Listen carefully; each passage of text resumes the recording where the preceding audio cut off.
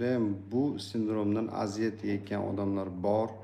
Ko'p bo'lmasa ham shu sindrom haqida bugun gaplashamiz. U sindromning nomi sindrom bespokойных ног deyiladi. Turkchasiga huzursiz bajak sindromi deyiladi. Ya'ni buni ko'rinishlari tushuntirib o'taman birinchi, keyin bu nimadan paydo bo'ladi? Ozgina undan ham xabar bergan bo'lamiz. Xo'p, bu sindrom bespokойных ног, ya'ni huzursiz oyoq. Bu основной kechqurun bilinadi, kunduz ham bo'ladi, lekin основной yotishdan avval bo'ladi.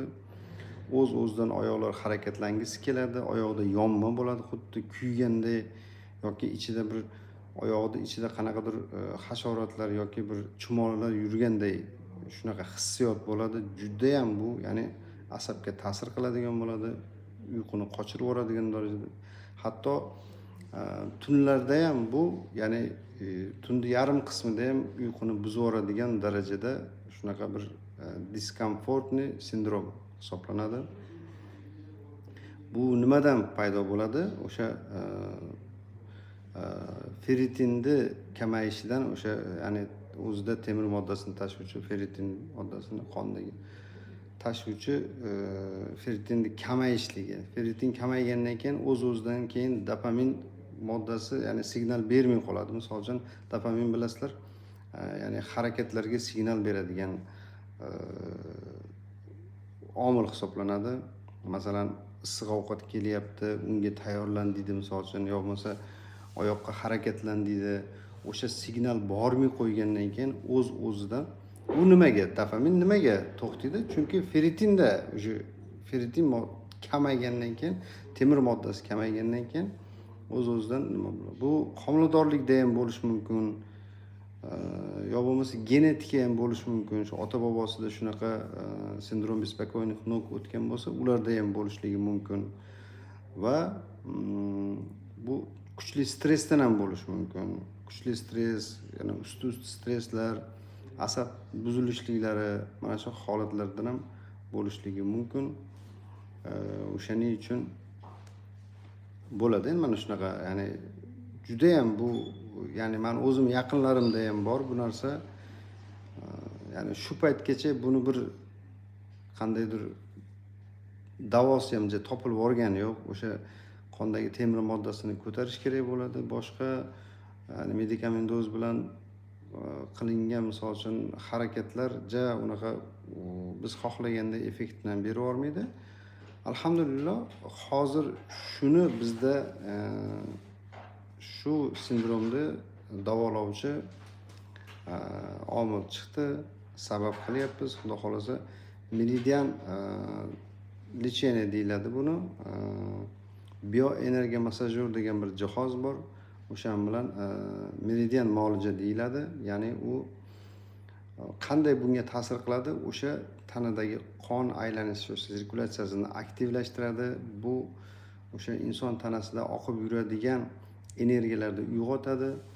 Ya'ni bu masalan xitoyliklarning nazariyasiga ko'ra kasallik degan narsani o'zi yo'q. Bilasizlar, yetishmovchilik degan narsa bor.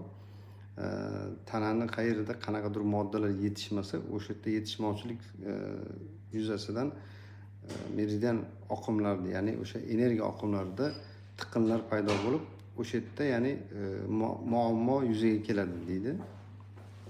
Xo'sh, bu qilinadigan muolajamiz, ya'ni meridian terapiya, ya'ni o'sha kumush perchatkada bir jihozga ulangan bo'ladi.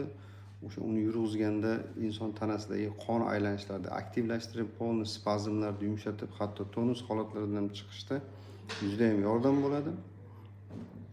Endi o'sha tiqin bo'lib qolgan energiya, o'sha jilg'alarida oqib yuradigan energiyalarni tiqin bo'lib qolganini hisobi o'sha yerda muammo paydo bo'ladi. O'shalarni tiqinlarni ochib yorib, ya'ni sirkulyatsiyani aktivlashtiradi. Juda ham, ya'ni biz kutgandan ham juda ham yaxshi natija bo'lyapti. O'shaning uchun shunaqa kimdaki mana shunaqa kasallik bo'lsa, ya'ni huzursiz bajaq sindromi deyiladi. Turkchasiga, ruschasiga ko'proq nima bo'ladi?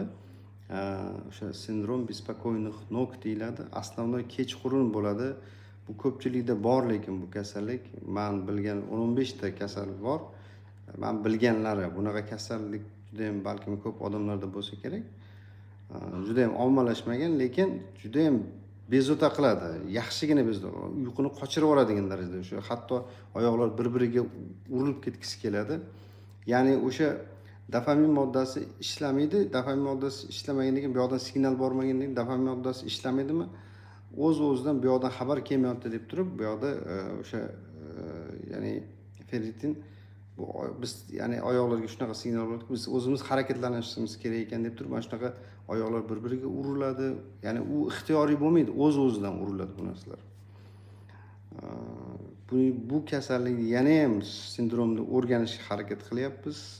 Xudo xolasa bundan ham qanaqadir effektli muolajalar chiqsa, uni ham xabarini beramiz sizlarga.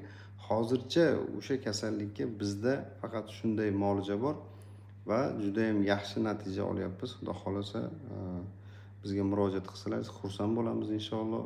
Sizlarda qanaqadir bir dardlaringizni yengillashishga sabab bo'lgan bo'lsak, o'zimizni baxtiyor his qilamiz. Salomat bo'linglar. Keyingi efirlarimizda ko'rishguncha deb qolamiz sizlarga.